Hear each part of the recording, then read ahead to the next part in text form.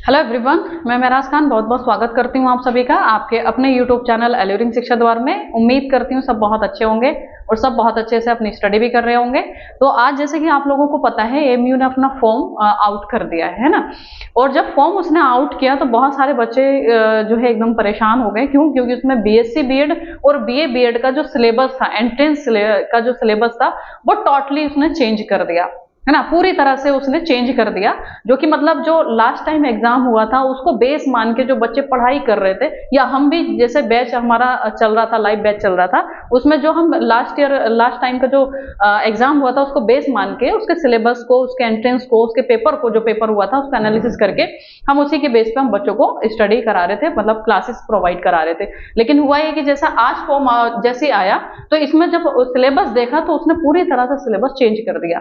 तो क्यों ऐसा हुआ है, या फिर ठीक है या गलत है, ये तो फिर उन लोगों का है, या हमारा थिंक करने का सब जो है विषय नहीं है। तो हमें फिलहाल क्या करना चाहिए अब, जो मतलब जो बच्चे हैं जो पहले से प्रिपरेशन कर रहे थे, क्या उनका इसमें लॉस है, या फिर मतलब उनको अब क्या करना चाहिए, या फिर जो अब जो नए बच्चे आएंगे जो पढ़ना चाह रहे हैं, अब जो एंट्रेंस देना चाह रहे हैं, तो हम इन सारे पॉइंट पे इस पे बात करेंगे, सारे इन पे टॉपिक पे हम बात करेंगे। तो फिलहाल आपको मैं बता दूं जो मैं कहना चाह रही हूँ भाई, इस वीडियो में बीएससी बीएड और बीए बीएड को ही लेके मैं बात करूंगी, ठीक है। तो ये वीडियो आपके लिए है अगर बीएससी बीएड या फिर बीए बीएड का आप एंट्रेंस देना चाह रहे हैं एएमयू का, ठीक है।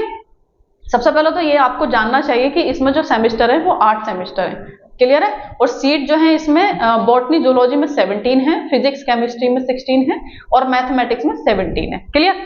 उसके बाद में आपको एलिजिबिलिटी अगर मैं बात करूं तो 12th आपने किया हो, किससे किया हो 12th, अगर आपने फिजिक्स केमिस्ट्री तो पढ़ा ही होगा, इंग्लिश भी पढ़ा होगा, साथ में आपने या तो मैथमेटिक्स पढ़ा हो या फिर जो है पढ़ा हो आपने बायोलॉजी, ठीक है। तो आप एलिजिबल हैं। और आपकी जो एज है वो 24 से ज्यादा नहीं होनी चाहिए, नॉट मोर देन 24 ईयर्स। और कब? ये 1 जुलाई 2024, मतलब इस ईयर आप एडमिशन लेना चाह रहे हैं तो इस ईयर से, मतलब 2024 1 जुलाई से ये लोग काउंट करेंगे। इससे आपका जो है एज जो है जुलाई तक 24 से ज्यादा नहीं होना चाहिए। अब हम सिलेबस पे बात करेंगे, जो कि इसमें बहुत बड़ा चेंज देखने को मिला है ना। तो लास्ट टाइम ही इसका एग्जाम हुआ था, सेकंड टाइम ही एग्जाम होने जा रहा था, तो उस टाइम पे भी सिर्फ यही था कि मतलब एक वैसे ही प्रिपरेशन की थी कि ये हो सकता है कि ये आ जाए। और इस बार तो उन्होंने फिर से चेंज कर दिया है। तो अब क्या होगा, कैसे होगा, देखते हैं, कोशिश करते हैं समझने की।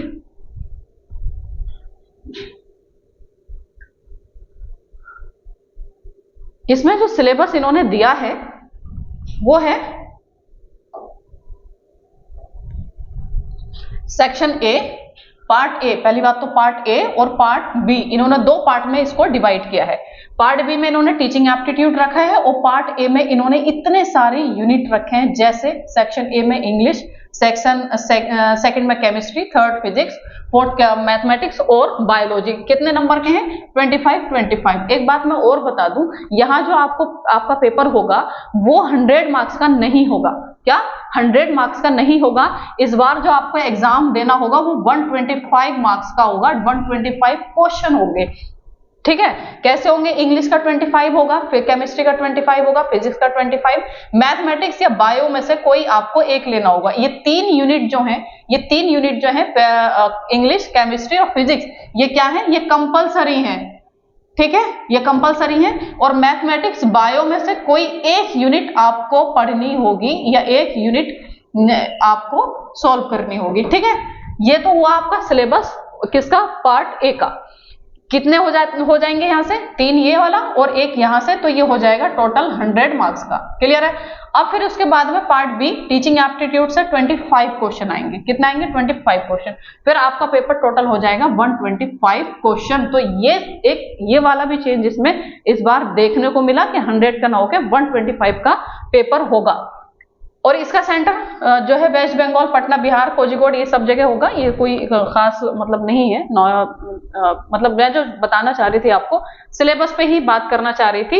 इससे पहले जो पेपर हुआ था, इससे पहले जो पेपर हुआ था, तो चाहे बीएससी बीएड वाले बच्चे थे या फिर बीए बीएड वाले बच्चे थे, उनका कॉमन पेपर हुआ था, उनका सिलेबस भी सेम था, अलग अलग नहीं था कि बीएड वाले का अलग था, बीएड और बीएससी वालों का अलग था, नहीं, एक ही सिलेबस, एक ही पेपर हुआ था। और उसमें जो आया था वो टीचिंग एप्टीट्यूड पूछा गया था, करंट अफेयर्स पूछा गया था, करंट अफेयर्स पूछा गया था, जीके, है ना, इससे 25 क्वेश्चन थे, इंग्लिश था, ये 25 क्वेश्चन का था, और एक रीजनिंग, और रीजनिंग के साथ कुछ क्वेश्चन मैथमेटिक्स के थे, ये भी 25 का। इस तरह से इन्होंने जो सिलेबस डिजाइन किया था, लेकिन इस बार इन्होंने पूरी तरह से इसे क्या कर दिया, रिजेक्ट कर दिया बीएससी वालों के लिए। अगर इसमें बीएससी वाला अगर कोई बच्चा प्रिपरेशन कर रहा था, तो अब तक उसने अगर इंग्लिश पे फोकस किया होगा, तो वो क्या है, प्लस पॉइंट है उसका। क्यों? क्योंकि बाकी बच्चे पढ़ना स्टार्ट करेंगे, ऑलरेडी 125 का है, उसे मैथमेटिक्स भी पढ़ना है, अगर वो मैथमेटिक्स लेता है या फिर बायो पढ़ना है, कोई एक तो पढ़ना ही है, फिजिक्स केमिस्ट्री ये तो पढ़ना ही है ना, और इंग्लिश भी पढ़ना है। तो आपने अगर अपना आप पहले से प्रिपरेशन कर रहे हो और इंग्लिश पर अगर आपने फोकस किया होगा, तो यहाँ आप क्या है, आप जो है फायदे में है, कहना चाहिए आपका यहाँ पर प्लस पॉइंट है, ठीक है। और अब मैं अगर बात करती हूँ इसका एक जो बीए बीएड है ना, उसका भी सिलेबस चेंज हुआ है, फिर मैं बात करूंगी इसके बाद में कि आपको प्रिपरेशन कैसे करनी चाहिए। सिलेबस तो आपने देख लिया कि क्या क्या इसमें पूछा जाना है ना, तो 3 यूनिट तो कंपलसरी है, इंग्लिश, केमिस्ट्री, फिजिक्स, और उसके बाद मैथमेटिक्स, बायोलॉजी में से कोई आपको एक चूज करना होगा। और कैसे चूज करेंगे, ये नहीं कि मेरी मर्जी है मैं बायोलॉजी ले लेती हूँ, या मेरी मर्जी है मुझे मैथमेटिक्स ले लेना, नहीं, 12th आपने किया हो इस सब्जेक्ट से, क्या 12th आपने जिस सब्जेक्ट से किया है वही आपको लेना होगा।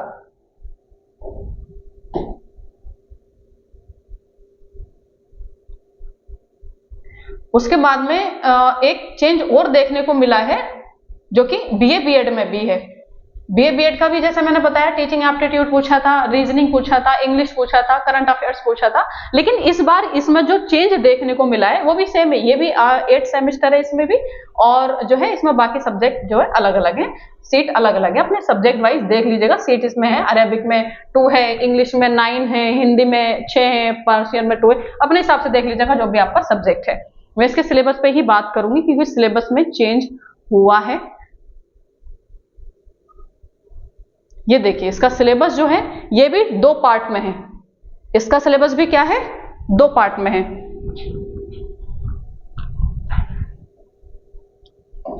पार्ट ए में क्या है, बीए ऑनर्स का जैसे इंग्लिश है, इसमें 25 का, इंडो इस्लामिक इसमें ऐड किया है, लास्ट टाइम ये नहीं था, लास्ट टाइम जो एग्जाम हुआ था उसमें इंडो इस्लामिक नहीं था, इन्होंने इंडो इस्लामिक इसमें ऐड कर दिया, ठीक है। जनरल अवेयरनेस करंट अफेयर्स है 40 मार्क्स का, पहले जो यूनिट थी ये टोटल 25 का था, लेकिन यहाँ पर अब 25 नंबर आपको देखने को मिलेंगे इंग्लिश से, और 25 क्वेश्चन देखने को मिलेंगे आपको किससे, इंडो इस्लामिक से, और 40 मार्क्स आपको देखने को मिलेंगे किससे, जनरल अवेयरनेस करंट अफेयर्स। और रीजनिंग का यहाँ पर रोल हो जाएगा सिर्फ 10 मार्क्स, ना कि 25। इससे पहले जो पेपर हुआ था उसमें 25 था। मैंने जब वो क्लासेस कराई थी बीए बीएड बीएससी बीएड वाली, जब ये फर्स्ट टाइम जब कोर्स आया था, तो मैंने उस टाइम पे बोला था कि ये गोल्डन चांस है। क्यों? क्योंकि एक तो बहुत सारे बच्चों को पता नहीं था, और दूसरी बात अगर उस मंथ में उस महीने में अगर जिस बच्चे ने भी सीरियस होकर पढ़ लिया उसका सिलेक्शन हो गया था, कंपटीशन नहीं था, सिलेबस भी ऐसा कुछ नहीं था। अब बच्चों में कंपटीशन होने वाला है, क्यों? क्योंकि अब साइंस वाले साइंस में फाइट करेंगे, और जो है आर्ट्स वाले आर्ट्स में फाइट करेंगे, तो यहाँ पर अब कंपटीशन और बढ़ने वाला है। तो अगर उस टाइम पर अगर आप एलिजिबल थे, तो अगर आपने फॉर्म भी फिल किया लेकिन नहीं पढ़ा, तो ये अब आपकी गलती है। अब आप जो है न्यू सिलेबस पे फिर से पढ़िए, फिर से मेहनत करिए। तो खैर कोई बात नहीं, ऐसा नहीं है कि अभी भी आपका नहीं होगा, हो जाएगा, है ना। लेकिन 1-2 साल के बाद में इसमें और टफ कंपटीशन देखने को मिलेगा, क्योंकि 4 साल में आपके हाथ में क्या आ रहा है, एक बीए की भी डिग्री आ रही है और एक बीएड की भी डिग्री आ रही है। कौन नहीं करना चाहेगा, सब करना चाहेंगे, है ना। फिर चलिए सिलेबस पे ही पहले हम देखते हैं। सिलेबस आप देख लिया आपने, ये तो है 100 मार्क्स का, 100 मार्क्स का। फिर टीचिंग एप्टीट्यूड आपको करना होगा, ये होगा 25 का, जो कि इसमें कंपलसरी है। Candidate have to compulsorily appear in both the parts to become eligible for selection. अगर आपने पार्ट बी छोड़ दिया तो आपका सिलेक्शन नहीं होगा। अब आप ध्यान से सुनिएगा, सिलेबस पे तो मैंने बात कर ली कि क्या क्या यूनिट पूछी जा रही है, आपको पढ़ना कैसे है, जो ताकि आपका सिलेक्शन हो जाए। अगर मैं कुछ बात बोलती हूँ तो बच्चे एक्सपीरियंस है, इस बेस पे मैं बोलती हूँ। लास्ट टाइम जब हुआ था उसमें बच्चों को मैंने बहुत बोला था, बहुत समझाया था कि इस बार अगर आप एलिजिबल हैं, आपने फॉर्म फिल किया है तो फॉर्म अच्छे से 1 महीना पढ़ के आप एग्जाम दे दें, क्योंकि आपका सिलेक्शन होने का पूरा पूरा चांस है। इतना कंपटीशन नहीं था। अब इस बार सिलेबस भी चेंज हुआ है, बच्चों को डबल मेहनत और ऊपर से ये कंपटीशन भी बढ़ेगा। तो अब मैं बात करूंगी कि आपको पढ़ना कैसे चाहिए। क्लियर है? पढ़ना कैसे चाहिए इस पर मैं बात करूंगी। अब सिलेबस तो आपने देख ही लिया।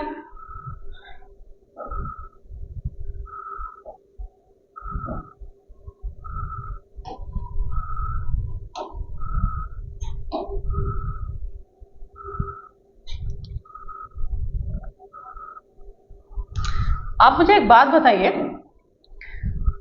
आप अगर बीएससी का फॉर्म फिल करेंगे, बीएससी बीएड का, अगर आप बीएससी बीएड का फॉर्म फिल करेंगे तो आपने साइंस साइड से 12th किया होगा, जाहिर सी बात है। आपने फिजिक्स पढ़ा होगा, आपने केमिस्ट्री पढ़ा होगा, इंग्लिश तो पढ़ा ही होगा, और साथ में या तो मैथमेटिक्स पढ़ा होगा या फिर आपने बायोलॉजी पढ़ा होगा, राइट? ठीक है। अब जो साइंस पढ़ के आ रहे हैं बच्चे 10th 12th में, है ना, उनका कौन सा फॉर्म फिल होगा? बीएससी। और जो आर्ट्स साइड से हैं, 12th करके आ रहे हैं, उनका कौन सा फॉर्म फिल होगा? BA BEd.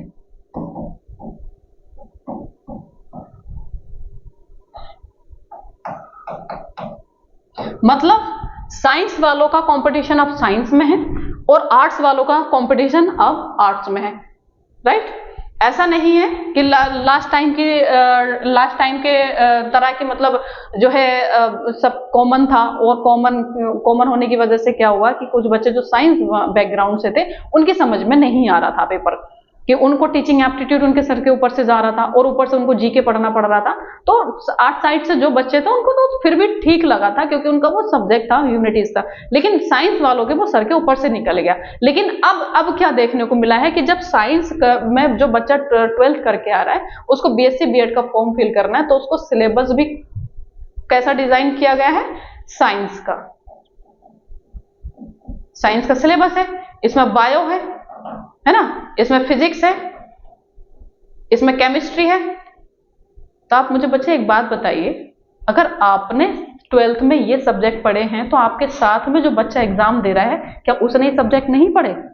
वो भी तो ये सब्जेक्ट पढ़ के आ रहा है। इसका मतलब ये है कि ये तो सारे ही बच्चे कर लेंगे। यहाँ पर अगर मैं मैथमेटिक्स भी ऐड कर दूं तो ये सारे ही बच्चे कर लेंगे। अगर जिसने अपना सब्जेक्ट ढंग से पढ़ा है तो वो यहाँ इन 4 सब्जेक्ट में अच्छा स्कोर कर लेगा। अब बात आती है कि सिलेक्शन कैसे होगा, किस यूनिट से हमारा सिलेक्शन होने के चांस रहेंगे। अब इसकी मैं बात करूं, अगर सब्जेक्ट ठीक से पढ़ा है तो वो यहां अच्छा स्कोर कर लेगा, ठीक है। अब बात आती है कि अगर एक यूनिट बची इंग्लिश और एक यूनिट बची टीचिंग एप्टीट्यूड। इंग्लिश भी आपने 12th में पढ़ा होगा, है ना, बहुत अच्छे से नहीं पढ़ा होगा लेकिन कुछ तो पढ़ा होगा, कुछ तो समझ में आ रहा होगा, है ना। और अब इंग्लिश ऐसा सब्जेक्ट है, अगर आप इस पे फोकस करेंगे तो भी इसमें से आप 25 क्वेश्चन आप करेक्ट नहीं कर पाएंगे, क्योंकि इसमें वोकैब का भी अच्छा खासा रोल देखने को मिलता है, ठीक है। तो यहां आप अच्छा स्कोर कर पाएंगे, यह आपकी मेहनत पे डिपेंड करता है। अगर आपने बहुत मेहनत किया, बहुत हार्डवर्क किया, तो यहां आप ठीक ठाक स्कोर कर सकते हैं।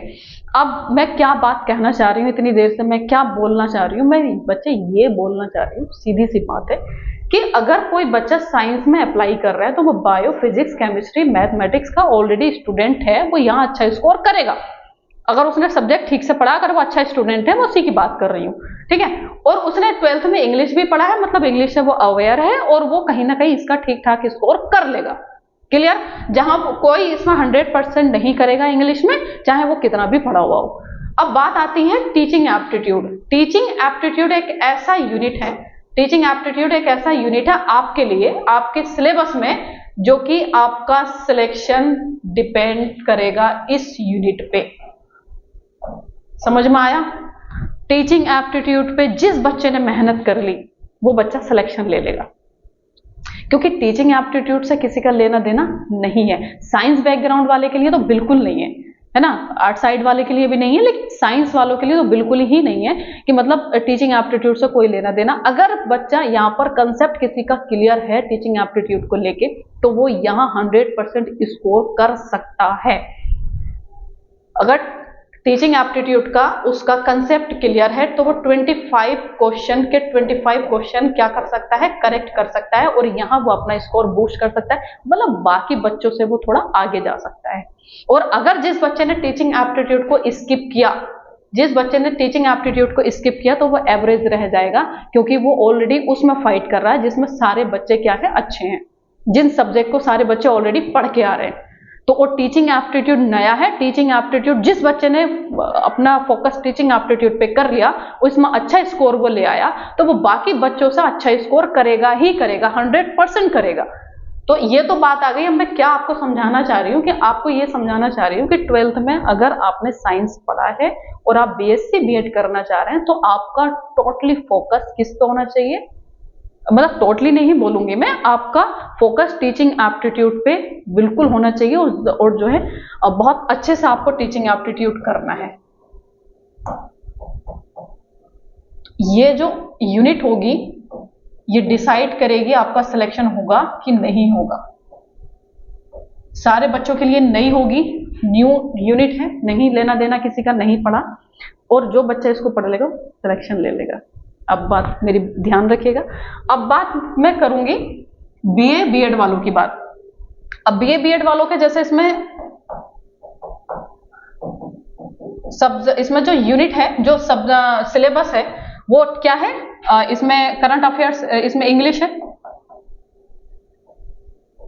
इंग्लिश है ना, और क्या है, इंग्लिश है, करंट अफेयर्स है, जीके है ना, करंट अफेयर जीएस, और इसमें क्या है, इन्होंने रीजनिंग है और इंडो इस्लामिक है।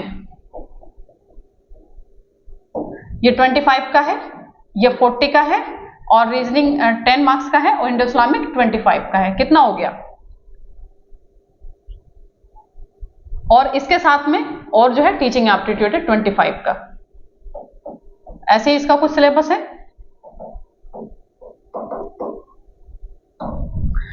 करंट अफेयर्स एक ऐसा यूनिट है जो आप कितना भी पढ़ लें, पता नहीं कहां से क्वेश्चन आएगा, तो आपका फोकस इस पर होना चाहिए, लेकिन 100% इस पर फोकस नहीं होना चाहिए। आपका जो स्ट्रॉन्ग होना चाहिए वो क्या होना चाहिए, यहाँ पर इंडो इस्लामिक और टीचिंग एप्टीट्यूड, क्योंकि इसमें सिलेबस ज्यादा नहीं है और इसमें फिक्स है, इसका सिलेबस भी ज्यादा नहीं है और इसके क्वेश्चन जो होते हैं वो फिक्स होते हैं।